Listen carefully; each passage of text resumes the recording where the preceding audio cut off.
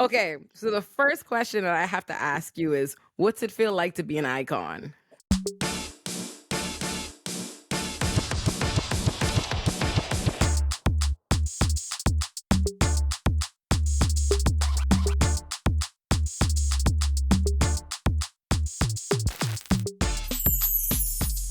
Oh my God, am I icon? You know, people, listen, here's the thing.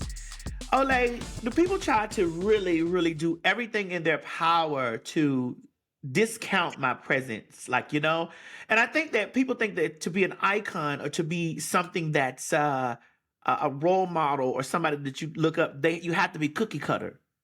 Girl, Yeah. ain't shit cookie cutter about me. I'm a Libra. Of course, if my scales is tipped over to the side, you may get the dark side of me. I'm a Libra. Of course, I'm going to be loud, lavender in color, and fabulous while I'm doing it. I am a Yes. Libra. Of course, bitch, I'm going to act like, girl, that I love you because I do. And when you cross me, I'm going to run you over with a Mack truck. Of course.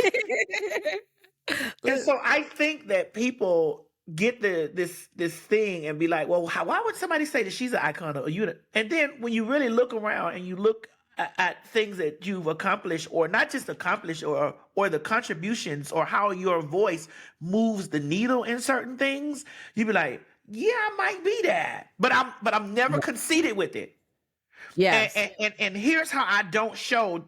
Excuse me. Here's how I show that I'm not conceited. I get in the comments. I'm gonna be in the comment section. Oh, I get in the But I comments. What you love that said, today. bitch? And I listen, well, today, please lean into all the cockiness because I want to give you your flowers. That is what I Thank you, my have you sister. here Thank today. you. I want you to have all your flowers. I want to learn about your journey because honestly, I have to call you an icon because you wear too many hats. You wear way too many hats for me to call you any one thing. So I guess what I really want to hear from you is how do you define yourself in all that you do? Entertainer. I'm an entertainer because listen, here's the thing. You put a microphone in my hand, that's like, it's like, you know how Miss Pac-Man or Mr. Pac-Man eats a power pellet. That's like a Yeah. power pellet to me, you know? You put a microphone in my hand and just throw me out into a crowd, it's over. I don't give a damn who I'm in the room. I feel like, and maybe this is a reach. It could be a reach, but I've got my arms up. I feel like that I am a Patti LaBelle of our community. You know how Patti LaBelle, you give Patti LaBelle a mic, everybody who's singing, it's it. That's it. It doesn't matter who's singing. Patti gets that mic, is, I know what love is. I want you to show me. She gonna come in, hey, over everybody. And she Yeah. doesn't mean to do it. She doesn't mean to do it. That's just her raw ability to be, who she is. And I think that me being an entertainer, it doesn't put me in one space. Like, I'm not just an actress. I'm not just a comedian. I'm not just a talk show host. I'm not just an activist. I'm not just a producer or content creator. I'm an entertainer because I can slide in anyone. I need to do what? I do what? I can slide in any of those areas, and I'm because my energy is built for that. And so it's crazy because someone asked me the other day, like I've been hosting Fox Soul for the past a week or last month or 2 weeks, or whatever. And they asked me, Madison, would you take the Fox Soul job? And I said, I don't know. I because that means I have to sit down and do one thing. Yeah. And you do so many things. I don't want to do one thing, Olay. I And don't I want think to do that. that's actually the thing that I love. Two different things. I love that you came in, you jumped right into it. All these questions that I have for you, I have numbered. We could get into them right now because a thing I've heard you say before, I've heard you talk a lot about the importance of building your own brand. Yes.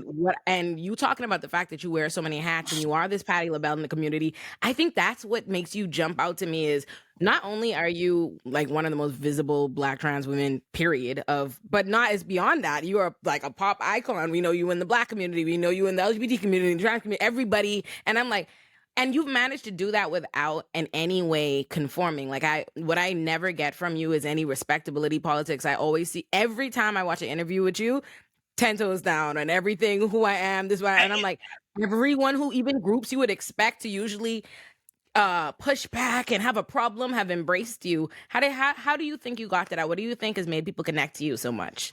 Well, I think what makes people connect to me is that I don't think that I'm too good. And here's the thing, you know how we expect our stars, our celebrities, we expect our people to be unreachable, untouchable, unattainable. We expect these like, they're too busy, they're too booked and busy to say something.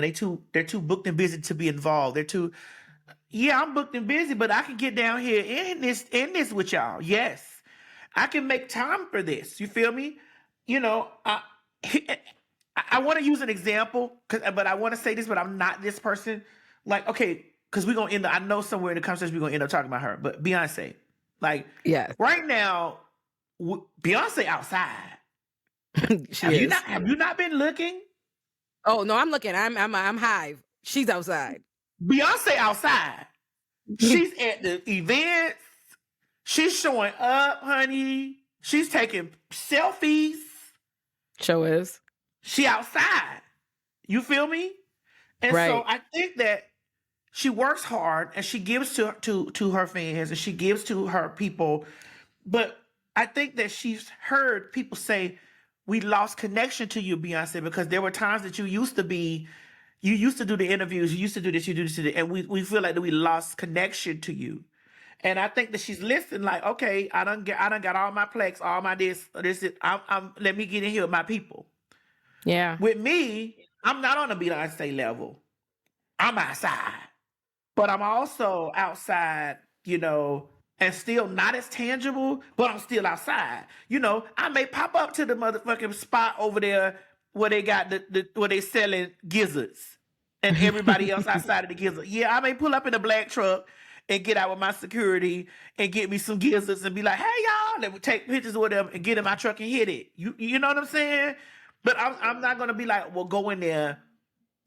Let me Keith Lee y'all and let me send my family in there and come out with a plate. No, I'm going inside too, you know?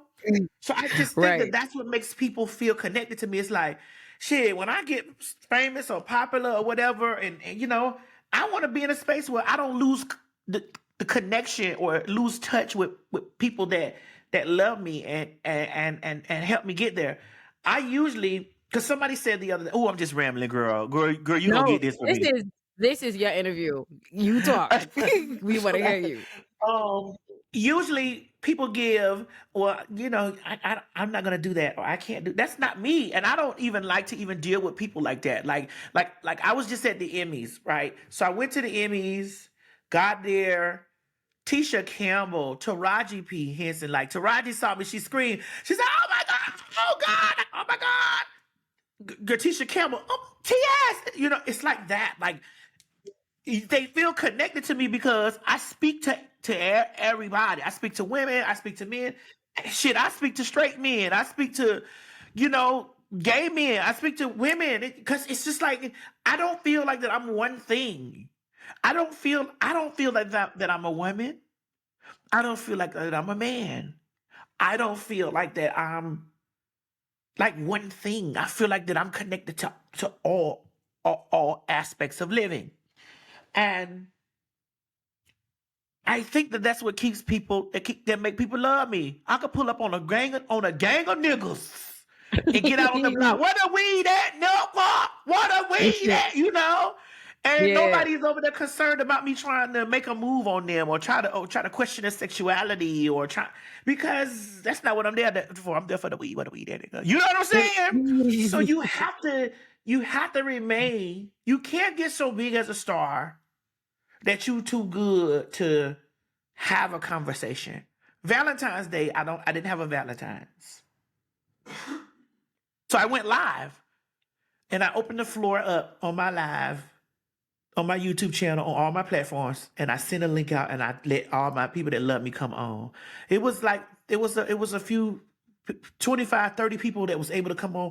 We were just talking. Like I spent majority of my Valentine's night giving love to my people. They was giving love to me. We was talking about stuff. We just having it, just engaging with who's loved me from the beginning. Not these newfound people that found me because of Beyonce Cozy, not people who found me because they love me from RuPaul Drag Race, or not people who found me because, I done been on this show or that show, but people who were the core audience of, girl, I've been rocking with you since New Weave 22 inches. Yes. And that's important to stay solid like that, Olay. Yeah. Ha- is there a trade-off? Because I think what happens sometimes is people are connected to their audience, especially as they're getting bigger and bigger and bigger. But what often happens is, I think on the internet, there's so much hate. You get so much hate when Oh the more yeah. accessible you try to be. How do you think? What's the back end of that? How do you deal with that? Well, the back end of that is, people are really, and I'm learning this the more and more I go. People are internally struggling with your presence. They're internally struggling with your presence. It don't really have anything to do with you, but it's your presence. It's you remaining in the trenches and still being a star. Because it's just like, well, I'm doing the same motherfucking thing. Why this ain't happening for me? And it's Right. not happening for you, or it's because your intentions are not pure. I have pure intentions. When I jump out in the street, my intentions are pure. I want the coin. And if I'm not doing it for the coin, I'm doing it for the cause. You understand what I'm saying? Some of those people just want to be, I want to be a star. I am a star. I don't want to be shit. I am that. Yeah. I am a Yeah. star. And not only that, I'm one of the people. So I can be a Yeah. star and one of the people at the same fucking time. So the hate that usually builds up on me, it does come from a place of like, how are you doing it, or why is it happening for you and not me? Right. And if somebody watches this that's a hater of mine, bitch, that's the problem with you. It's why is it happening for her or him or whatever, however they want to misgender me, whatever it is, I don't care. How is it happening for this person? And I feel like that I'm more talented than this person. I'm more funnier than this person. I'm more engaging with this person. Sweetheart, my thing to you is, it takes time. This didn't just happen to me overnight. There are people that are just catching up to me. Bitch, I've been a star. There are people that are just now coming in and like, oh, okay, well then, and then do your research. I was here way before a whole bunch of stuff. Like I had followers and stuff. Girl, social media's done shut down. YouTube's done been lost. Deleted accounts. Like, girl, this You ain't new to this. You true to this this. ain't new to this, girl. Yeah. I ain't new to this. How long have you been doing this? That's what I want to hear at the beginning, because I know, listen, again, you wear so many hats. Every time people interview, they can only tackle one angle of your rise. So I want to hear the beginning. Sister, I've been in this for a very long time. I remember I got started as you know, I'm transparent. I got started in the adult entertainment industry. And so people don't really realize that straight identified men were already on to me before anybody. Look at that. Straight identified. Let's be clear here, right? Trans porn gets about 1 billion impressions or 1 billion views or something like that, somewhere in that number. I don't want to be misquote, but I know somewhere in 1 billion. Yeah, no, it does. It actually, and it's incredibly popular. It's like most popular in the red states too. So I've always been some sort of a star. This is fact. I've been on DVDs, I've been on magazines, I've been on the interweb, the dark web. And I was on the dark web, and I wasn't just on there as a blurb. I commanded it. So I've been in households for a very long time. Very long. And the gag for all of the people was that I crossed over. Yeah. And now you lived a lot of your life seeing me naked. Now, bitch, you see me clothed, and you don't understand. And you hear you. And more importantly, you got to hear you. You got to listen to you. Is that everybody is listening to you. You're a voice that people respond to. Yes. And so I think when people try to use my past and say, oh, well, you were just a porn star. No, I was a sex educator, honey. I taught a lot of you bitches niggas how to suck dick and eat coochie. I taught a lot of you I taught a lot of y'all how to please a man in the bedroom. I taught a lot of, listen, a lot of y'all men was coming to me for therapy, and a lot of y'all had to, and that goes for the trans girls too. Like when the girls, I heard a bitch earlier today say, "It's you old bitches that get on my nerve," and I'm like, bitch, you better get old. You better hope an old bitch talking in your ear, you young stupid, you young dumb full of cum broad. You better hope an old bitch is somewhere teaching you a life lesson, because you running Right. through this bitch blind. You better let an old bitch teach you something. And Yeah. so, I embrace everything. I embrace the good, the bad, and the ugly. And there are times, Olay, that I get exhausted with the narratives that are spin about me. And I'm really coming to a point. I'm not there yet. I am not there yet. But I Yeah. am really arriving to a point where I'm like, man, fuck y'all pussy assholes. I'm really almost there. I'm not all the way there, because there are times that I get in and I want to check a bitch for saying some shit. Like, I want to check you for, especially like spinning a narrative like that. I know that it's untrue, and a lie and false narrative travels faster than Yeah. the truth. Because people want it. People can hear the truth and decide, it's not spicy enough. I'm gonna stick with the tea. And I think it's a lot because people are content now. I realize people see real people as storyline. They see it as content over everything rather than they are creating real storylines about real people. What's interesting to me about what you just said?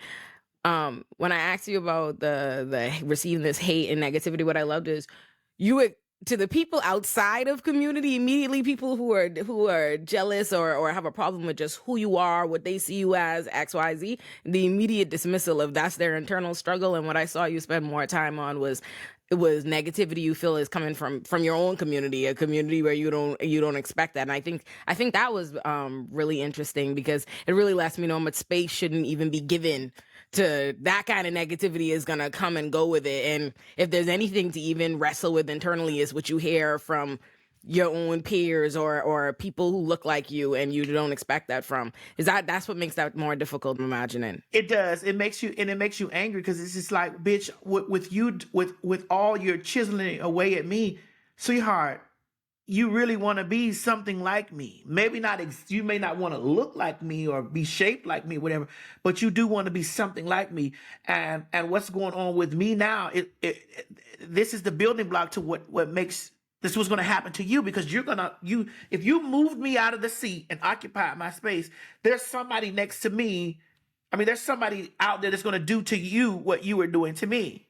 They're Absolutely. going to try to pick apart everything that you find out, everything, because the struggle is your position. It's your position and them wanting it. Right. And you know what? And you know what I think even worse than that? People have this tendency to think that they can push you out the space, right? Like they think they contend with a world where, okay, there'll be other people trying to push me out. But I think the even scarier reality is they can't push you out the space. Like people can commiserate, hate around you, but they never realize that never turns into fandom for them. It don't give them the seat. It Even if they don't. could knock you off the seat, It it don't. doesn't give it to them. Sister, one of my good friends talked to me today, and my good friend said, let me tell you something. He said, Madison, bitch, engage just a little bit and then leave. He said, because they'll never remember that person after they they'll remember what's going on in that moment, but you'll be the unforgettable thing. Like you arguing with them back and forward or this and the other. Read a hoe and go about your business, because they will never remember. Let me give an example. Somebody trying to expose you or expose me, they'll be there for the tea, yes. And they will absorb that tea. But that person that poured it, Forgotten. they'll be forgotten for one, or they'll only be known as that. Yes.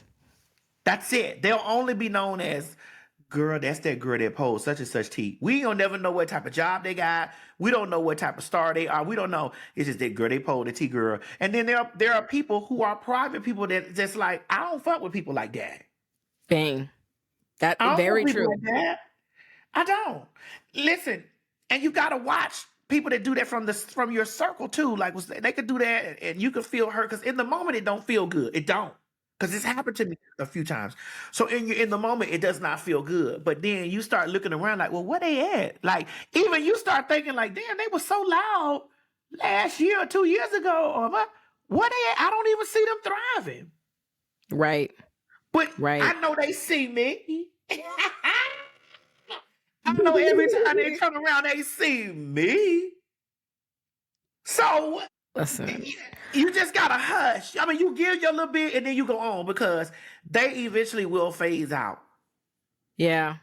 That's something I've realized that often. It took me a long time on the internet now to realize it, like deep, a long time. I feel like it took me 100,000 followers before I finally started figuring out that oftentimes the people saying the most negativity about me or whatever, when I respond to it, I give it more eyes than it ever was gonna have. Like I give it way more life than it ever had if I didn't even acknowledge it, right? Because they're using you. They're hoping. What I realize is when people are like commoditizing hate on you, they're hoping they need your engagement, they need your reaction, they need you to be upset to really be able to try to do anything with it at all. And people will monetize your name. They will monetize off your outrage or Girl, just your like what's content. going on right now, girl.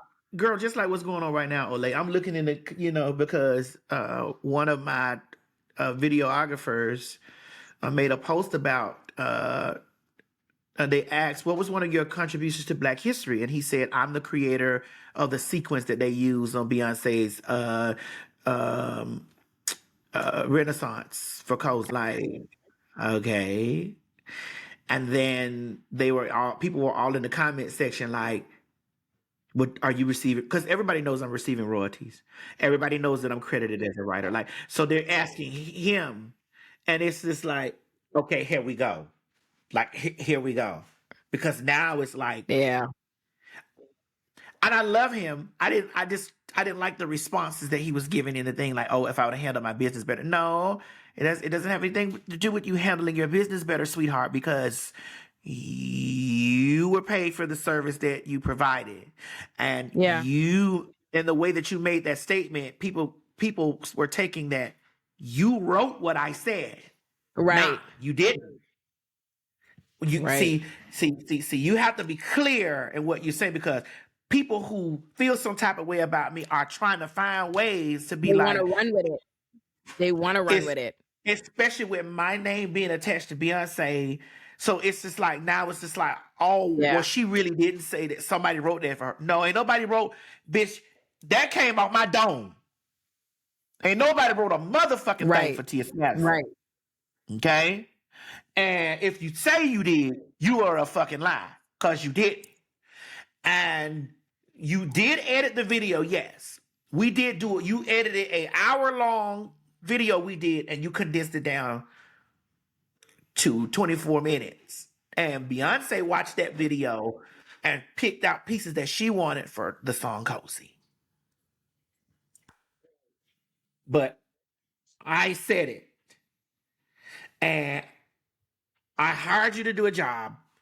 You did a job. You were paid. And you're loved.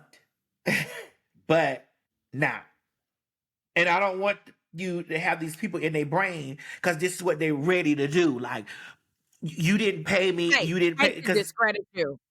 Hype to discredit right. you and try to find where you want to, especially let something be on Twitter. It don't take a second before the thesis is being written on how you actually unethical, you don't stand for what you stand for, yada, yada, yada, didn't really do it, da, da, da, da. And you Yes. like, nah, you need to clear this up.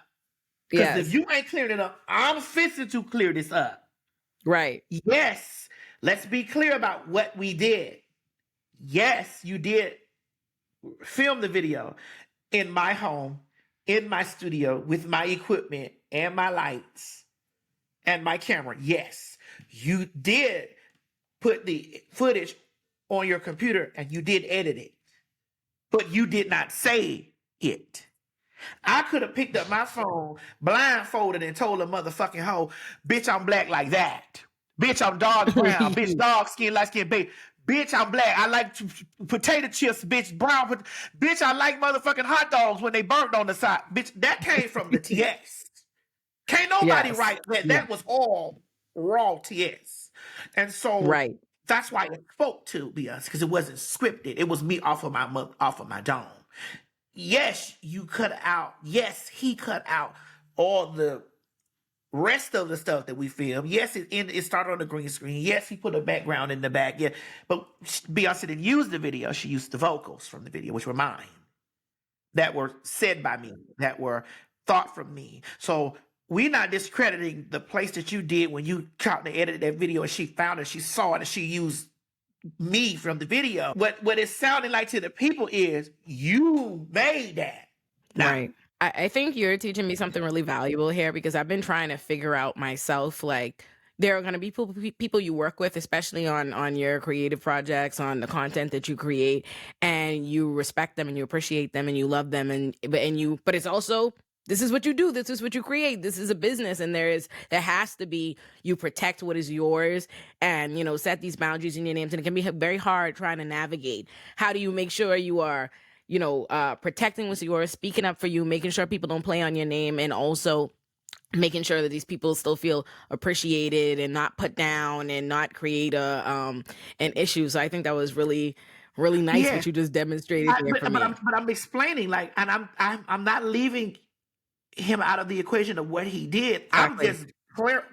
We're being clear about, because that video wasn't shot and edited specifically for Beyonce. That video was shot and edited and done because I was angry about what was going on in the world when George Floyd was murdered. That video was shot and edited because I was angry what was going on in the world when Aiyana Dior was in the bathroom in that gas station being beat up by all of those black people in the gas station. That's where that came from. That didn't come from somebody writing it out and telling me and directing me to say this. That came from raw inner me being angry. And what we're not going to do is lead the public, or we're not going to, because people try to take fragments and pieces of something to make something out of nothing. And right, yes, he was basking in his moment, because he should feel good that he edited that video, and that he shot and edited that video, and Beyonce used my voice from the video that he shot and edited. But we got to be clear in what is delivered to the people, because then you start thinking like people were under thinking like, well, did she pay you for that? Like, why are you not getting royalties for it and she is? Why you don't have a Grammy for the things and she does? Why are you? I clear it up. right. Let's clear it up. Speaking of, now that we're on it, because I think that is also, you have a Grammy, right? Like, back to you wear so many hats all the come time. on, let's be clear. I still haven't got my paper yet, because we just are finishing up with the paperwork for it. Like when the album dropped, and so while they over here fussing about who don't get rights and who don't get royalties, who don't get this and the other, we're just now. That was a project that Beyonce was working on for a while, that in private, in secrecy. Nobody knew this. Right. No one knew this. And once the thing dropped, we all were like, oh shit. And then our lawyers were communicating with, like, okay, well, there's a project coming. I didn't know it was I tell the story all the time. I didn't know it was Parkwood. I didn't know. And so once I found out, this is when you get your lawyers involved at the 9th hour. Yeah. So we had to go back, do our paperwork right, whatever. Our paperwork is right now. Our stuff is fixed. We're good now.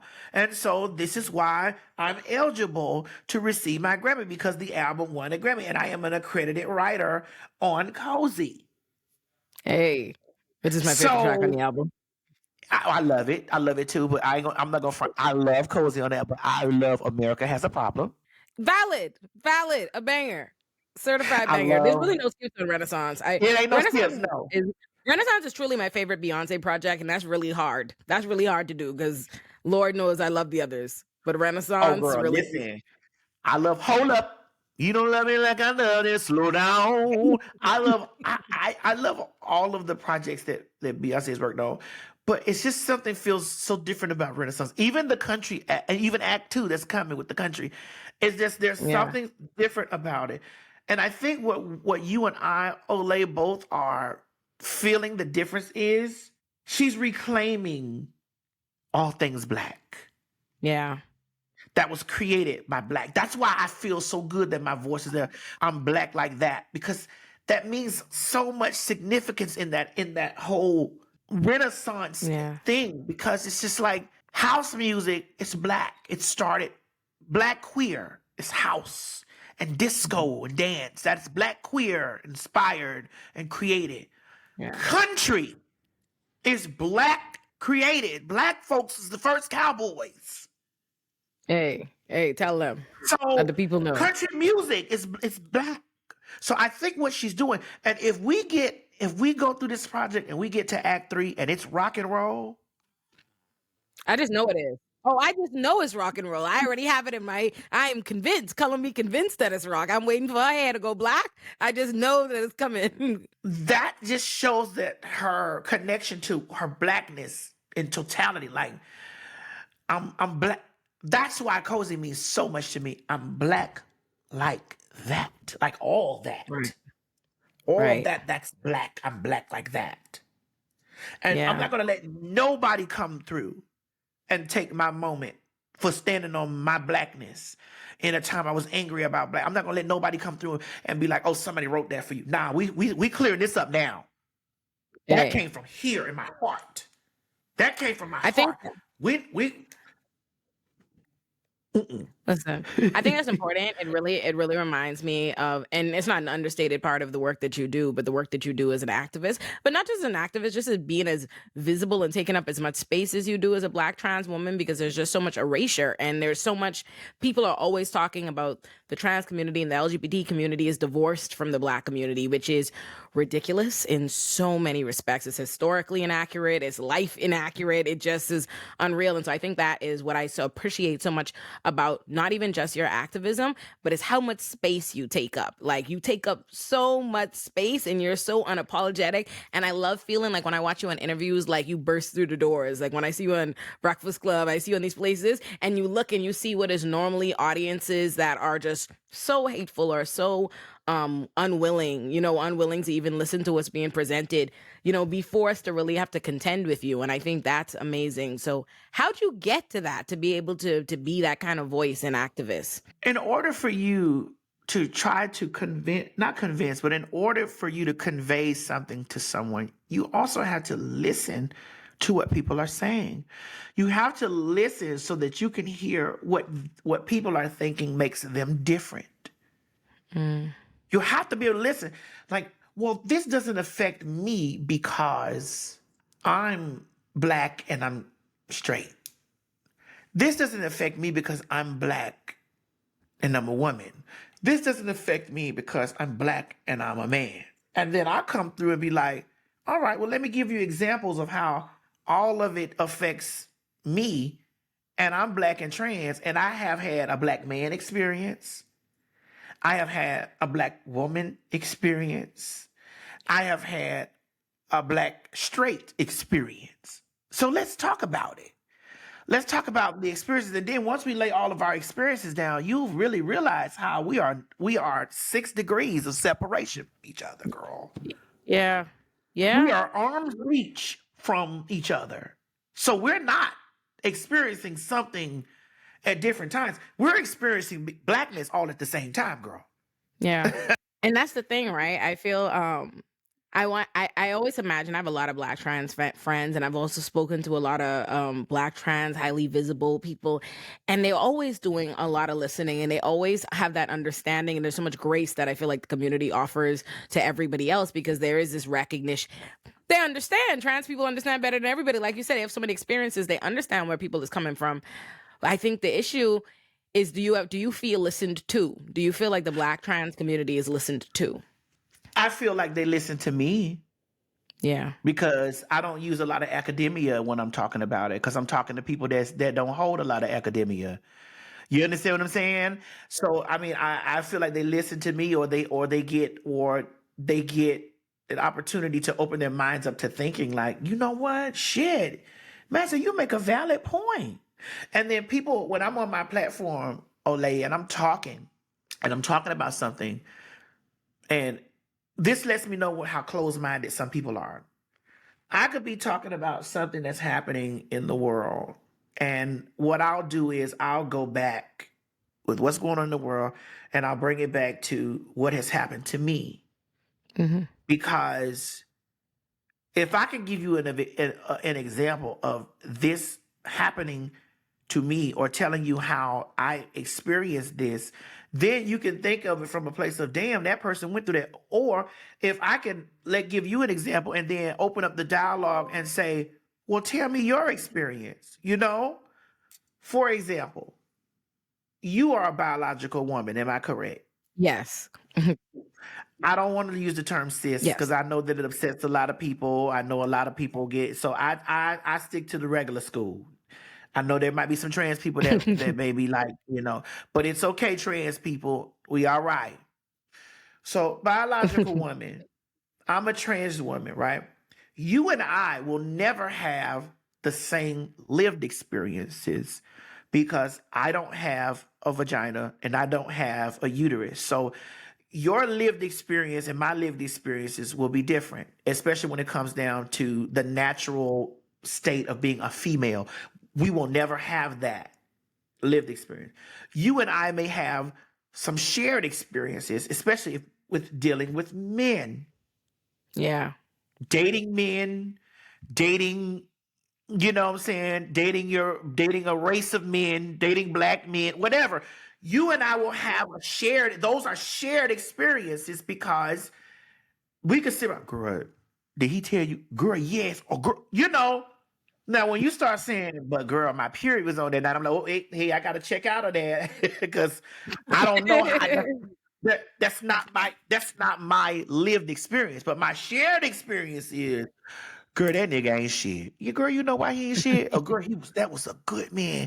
He did this. Yeah, girl, let me tell you what. These are shared women's experiences, and I think that when I break stuff down to women on a spectrum like that, they start to understand like, oh shit, or like, oh, let me really think about that. Like, like I'm sitting down talking to my homegirl about man problems that she got. Even though she wasn't born female, I'm talking to her. It's like, girl, y'all going through that too? Like, girl, yes. That's called shared experience. It's called shared experience. Now, when we start talking about how it is to carry a child or how it is to menstruate, I gotta cut the line right there and say, listen, I only see that from my mama. My mama is the only woman that I knew that I've known I've seen her go through cramps and because that's the woman that's in close proximity to me. So Yeah. that's her lived experience that you, Olay, and her have together. Y'all can talk about that. That's when I leave the conversation. But Yeah. when you lay this stuff on the line to people and say and make them see it in an area that's outside of black and white, that's in all colors, it makes them say, okay, I understand. Yeah. Do you think we're doing a disservice in our advocacy or just in the way that we communicate and getting through to people by using like academic language or being so specific or nitpicky about that? Because it makes me think of recently when Monique gave you your flowers on Shannon Sharpe show, which I loved to see that happen. And I know there were some trans people who maybe this Monique sentiment went by because they were hurt by the language, the terminology, a transgender, No. and you rebut that. How do you feel about that? Do you think we are being too sensitive or overly nitpicky or academic about our language? I do at times. I'm not going to tell you a lie. I do because there are some people we're in a world where people are still learning. Even the people in our own community are still learning, and you can't kick out the people that are in your community. You can't kick out the older trans or the older lesbians or the older gay men. You can't kick those people out. Like, what is the reason you're trying to kick us out? Like, we're all a part of the community. You have to give people time. You have to give people time enough to learn and absorb. I'm not talking about to the ones that you're constantly beating over there. Some of those they just don't want to learn. They just don't. So you just leave them motherfucking hoes alone. But in that situation when Monique had that conversation, she was not disrespecting me. Yeah. Had she said it took a transgender and then continued to say he, him, and misgendered me, then we could have had side-eyed her like, girl, what's the tea? Right. Right. We could have side-eyed her then, but that's not what she did. She's always she affirmed me in that. But what she affirmed was, which people were overlooking, that my own people didn't hold me down. Yeah. My own people were scared of losing something. My own people was afraid of being ostracized and excommunicated from everything. It took a transgender. What I heard in that line, it took a person who y'all found detestable. It took a person who didn't give a damn about losing anything and was fearless. It took a person that has titties at the top and dick at the bottom to understand how I was outcasted, and that I felt connected enough to know how it feels to be this way, to hear me, to see me, and to tell the world, bitch, I stand with you because I understand and I ain't scared. And for the girls to miss that speaks to what they really want. Which is nitpicking, negativity, focusing on the wrong thing. Yeah. Yes. Yeah. Why would you try to nail her to the cross when that was the biggest act of unity that I have seen in a while. And to follow up and say, she, her, and Miss Madison, and that's my sister. The rest of those girls could miss me with that shit. They could miss me. Like, girl, you just angry. Like, now I got to police her and be like, because she doesn't call me a transgender. She calls me sister, bitch. She calls me sister. And not only does she call me sister, in that context of what she was saying there, she was throwing that shit back into the faces of the people. Like, and I eat that. I think that's really important, because I'll see some people say, and I understand where they're coming from. I've seen some trans people have feel about it like they always have to accept breadcrumbs, or the community is so far behind in catching up and being inclusive, and that they feel like they have to accept so little. But from what I hear, when I hear you and I listen to you and I really think about it, what you're really saying is, no, it's not little. It's a big act for someone to show you how much they're including me, that they care about me, that they see me, that they appreciate me, and that they see my experience. And it's not breadcrumb. It's not a little thing. I didn't get a bone. You're focusing on the little thing, and it's really this bigger thing that you're missing. Yes, because you're so wrapped up in academia. She's learning too, bitch. And allow her to learn, but allow her to also learn and to teach. Because she could have easily said, a transgender, he pretty, or he looked like a woman, but he's not a woman. You know what I'm saying? She didn't do any of that. She affirmed me in that whole conversation, sitting across from a heterosexual man that has me blocked. I love that. Hey, I love that. Look at that. Hey, look at God. You done blocked me, but bitch, you couldn't block me. You Put it right on blocked your me. platform. You couldn't block me. I'm still here. And, Right. Yeah, and I'm gonna get my flowers on your platform for on millions. your platform, and while I'm blocked. But this is the thing too, Olay. I appreciated her for that. I didn't turn a blind eye or a deaf ear to what my sisters and were saying, like they were saying whatever. But I had to inform my sisters, like, sisters, nah, it wasn't that. Like, you gotta look past the surface, because that surface level shit you looking at. You gotta look past the surface. And here's why I say it's very important for there to be many of us, because there are girls that are going to speak to the academia. There's going to be Laverne Cox. There's going to be Angelica Ross. There's going to be Dominique Morgan. There's going to be Hope Giselle. They're going to speak these ways. They're going to speak with great academic. I'm going to come in that bitch and take everything that they said and you, okay, you said what? You said this? What you say? You said this? All right, let me translate this for y'all. All of us are saying, get right, bitch. And I love it. Hey, and I love that, and I think that's really important. And funny enough, I've interviewed Laverne, and I've interviewed Angelica, and I've also had Hope on my show too.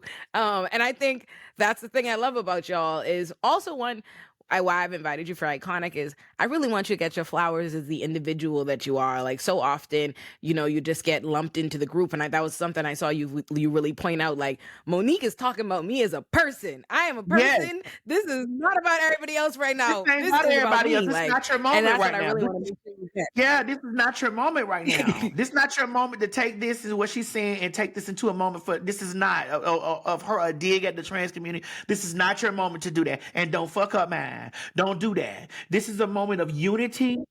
This is a moment of standing in solidarity. This is a moment of that we both stood in solidarity with each other. She stood in solidarity with me in the face of that man, because from then on out, Shannon was saying she and her. Yeah, yeah, yeah. Look at that. Look at that. Because he knew how to act. He knew what kind of environment it was already was that wouldn't be accepted. And that's how it starts. We have to all like make that active, concerted effort. Like, hey, we don't not around here. Nah, we don't do that. Get right, nigga. Get right.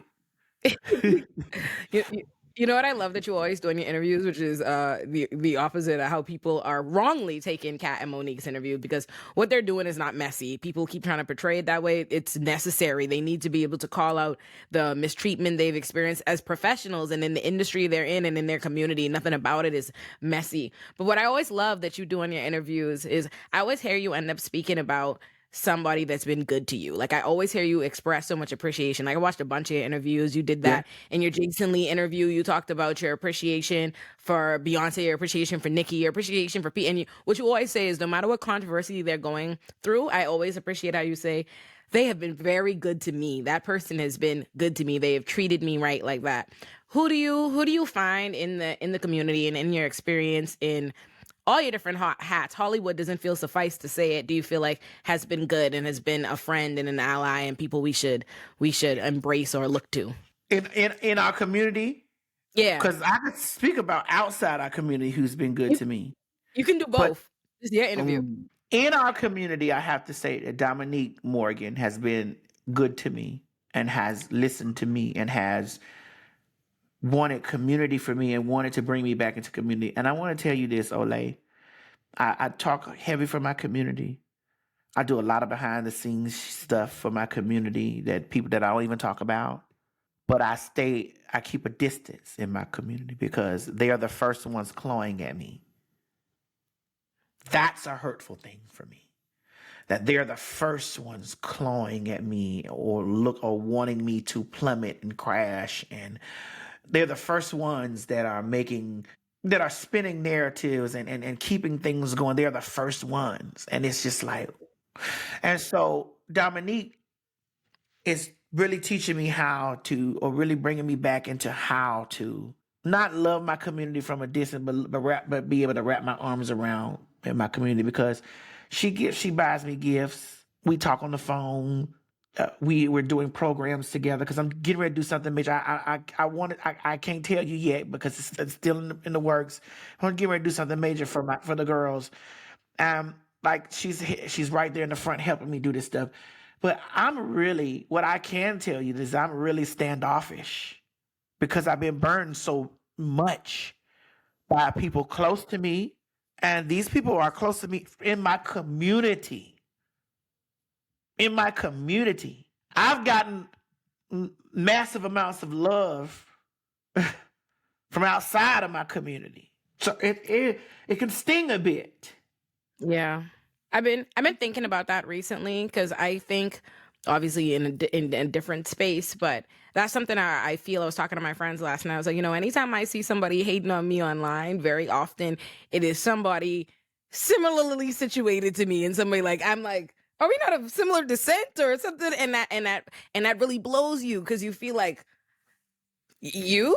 But when I try to take a step back and I try to make it systemic, and so I don't feel it so personally. Maybe that's what I'm doing by trying to intellectualize it. But I'm like, sometimes I think what it is marginalized people are always made to feel like it could only be one. You know what I mean? Like it can only be one. And so what that brings out is this desire to, rather than truly see community or embrace many of us or who's doing well, people just can't help but feel like that one seat occupied was supposed to be for them, or because that seat is occupied, they can't have it. And it brings out, unfortunately, we see the worst and that hate from the people that we should be in community with. And that shit hurts. It does. And I'm a strong Yeah. bitch. And it does. It does feel away. It feels away. Like, really, nigga? Really? Well, I want you to know, regardless of how that feels, experiencing how much I'm a suck, I want you to know the impact is felt. Like the impact is felt, and you are loved and embraced and felt by like so many people, and not just the people who think that they see themselves in you, but everybody. Like so many people. I was listening to your interviews and one of your interviews just this morning. My boyfriend was like, "Run that back, run that back." What'd she say? That was spit it. Like you really make people feel seen and make people feel strong enough to really be themselves. Because I consider myself a pretty this is me, and when I hear you, I'm like, okay, all right, I got the gas, I got the battery in my back to really lean into who I'm going to be and what I need to be day to day and speak up and take up all the space that I need. So I wanted to make sure you really feel that appreciation. And I'm so grateful that you are somebody who tries to be in community and to be tangible and be accessible and agreed to come do this interview, because I am honored. I just wanted you to know. Thank you for having me. Thank you for having. Hold on, I'm telling these people I'll be done shortly. Thank you so much for having me, sister. Thank you for having me, for bringing me on here to just talk to me. Like sometimes I just want to talk, like you know, Yeah. and I like that. I like the questions that you ask me, and then you just let me free ball. Ain't nothing like Yes. free balling, girl. Oh, I needed that. Thank you so Thank you, much. You sister. are Thank you for doing it. amazing. Like so many people were messaging me. They was like, "Girl, I seen on Twitter." I said, "Oh yeah, I got to do this interview, baby. I got to do this." And listen, when you said yes, I was like, oh, also, I just want you to know, this is gonna be the beginning of you getting hit up for the Black intellectual space of the YouTube. I'm telling you, I know it, because if you don't know FD Signifier, huge channel. FD had wanted to interview you from ages ago, but none of us had the plug, okay? Well, And come now on, I've plug got them it. in. Yes, Plug them in. I Plug them absolutely in. will. Because you're right. You know, you do something that as all of us can't do. Something very, very necessary. And you can reach people that sometimes we do not use the language or not the mode to be able to reach them. Yeah, And I'm more interested in reaching people. that's it. You know, because listen, when I watch, let me tell you some real shit. I watch Laverne speak, and I'm in awe at her wisdom. Like I sit and Yeah. watch her speaking, and there have been times that I've said to myself, "Damn, I wish I could have articulated my point that way." Yeah. And then when she and I talk, she says, "Bitch, you have a way of delivering something that I wish I could do." I say, "This is why we're important to be in a system together, because we're both needed for I see in you what you see in me. Yeah. We need that." That is beautiful. That's It why when just, I have the opportunity to say like I'm always in awe of the way that I watch her. I watch all of her interviews. I watch when she occupies spaces, and I watch the way that she stands 10 toes down for Black women, Black trans women, Black. You know, I love the way she stands in it and the way she articulated. I understand what she's saying, but then sometimes I'm like, them niggas ain't gonna understand that. So let me take what she said. hey, and that's what we need. Them And niggas that's ain't what we gonna get need. it. Angelica actually just spoke about that. She was like the importance of us all being in community with each other, because she's like, you know, sometimes I'll see you and you talk about something and Amanda Seals talk about something. So I say, okay, I know we got to jump on that and get that to my audience and translate that in a way. So it's so beautiful for us to all know each other, hear each other, and help each other spread a message and reach to different audiences that we all can't access. And listen, that's why I love Amanda. Yeah. Me and Amanda could sit down and have let me tell you something. Olay, that's my motherfucking dog. Yeah. I love Man, Amanda. that's my dog. Yes. That's my dog. I love. I mean, she could call me at any time. I make time for my sister. You too now. You too Yeah. now. Listen, But honored. anytime she called me, she called me. She was like, "I got a new podcast. I got a new thing. I want you to come. I want you to be my guest." I said, "Okay, what day? Let's make some time." Anytime she come, I could be in LA. You know, listen, if I got a booking that we can both get booked at and whatever, or she can get booked, I'm gonna. That's my girl, and it's my girl because one, she meets me where I am. I like people that meet me where I am, and she don't try to change me like you ain't trying to change me. And you say anything you want to say on here, sister, you can say it. And she likes to talk, and she gets it. She understands this stuff. Like I love her. Oh, and we love all the same people. Amanda's been on my show too. You are in the best company. That's my bitch right there. That's my bitch right there. I love that motherfucking girl right there. No, Amanda she don't really give is a the damn. truth. Hey, she don't give a listen, damn. And those are the best people, because when you see people truly be visible and they gonna tell you regardless what anybody else says, you know that what they're saying is what they truly believe, and it's principle behind that. It makes you just like, okay, that's what we're supposed to be doing. That's how I'm supposed to be here. So that's why I think y'all are all amazing women that I've wanted to highlight and make sure you get to say whatever. And just know that you can always say whatever you want here. And you can listen, when you slide over there where I'm at, you can say whatever the hell you want to say when you get ready. Thank you so much for being here.